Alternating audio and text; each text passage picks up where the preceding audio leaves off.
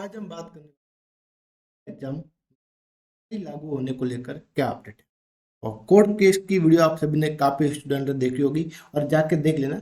और क्योंकि यूट्यूब पे पड़ी है, शायद अपने अभिषेक सर जो इस पूरे कोर्ट केस को हैंडल कर रहे हैं। और कल जो जज साहब ने रेलवे के जो वकील थे उनको क्या फटकार लगा, ये आप सभी ने सुना होगा। मैंने भी समझा, खुद भी कि चौंके थे कि ऐसे कैसे हो गया। तो फिलहाल क्या अपडेट है, क्या आईटीआई लागू होने के चांस बनेंगे। तो 3 पॉइंट है मेरे पास, तीनों पॉइंट को हम डिस्कस करने वाले हैं। जिसमें देखो, पहला पॉइंट है क्या आईटीआई लागू होगा।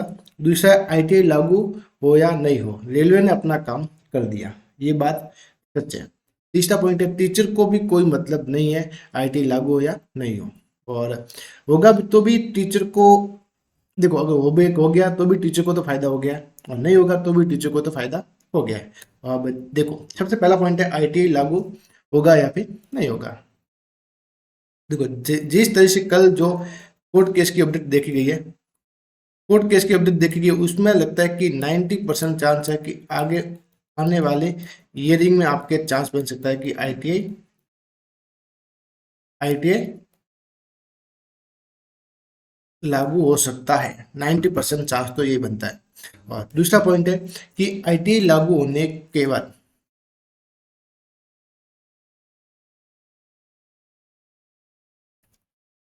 डेट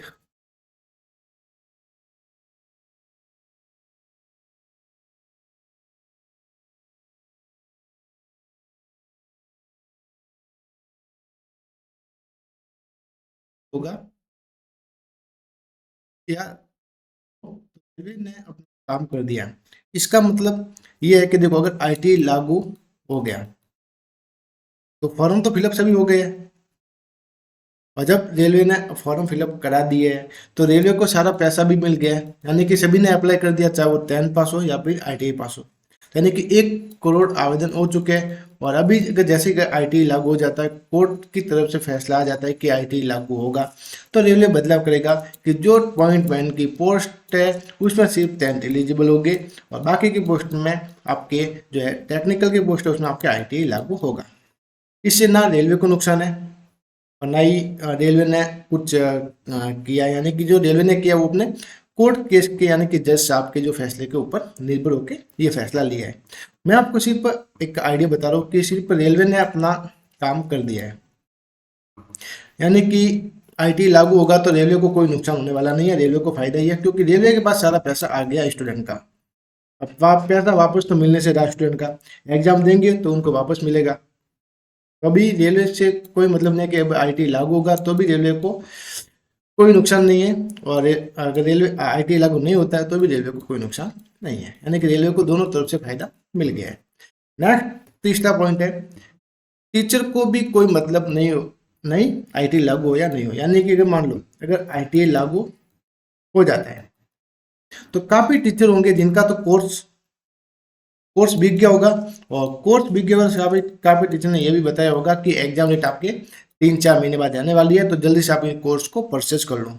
तो लाखों की तादाद में छात्रों ने कोर्स को परचेज किया होगा।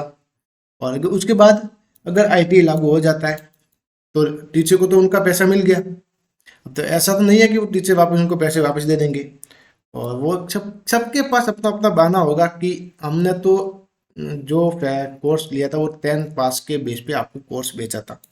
तो टीचर को भी अपना पैसा मिल गया, तो टीचर भी अगर आईटी लागू होता है तो 10th वालों का साथ नहीं देंगे।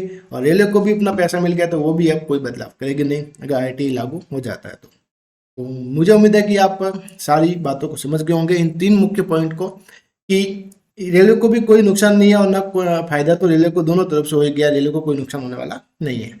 जो ओनली नुकसान होने वाला है वो है ओनली 10वीं पास स्टूडेंट को, और आईटी पास स्टूडेंट को तो फायदा है ही है। तो चलते हैं, पूरी वीडियो आपको जानकारी कैसे लगी नेक्स्ट वीडियो में जल्द मिलेंगे।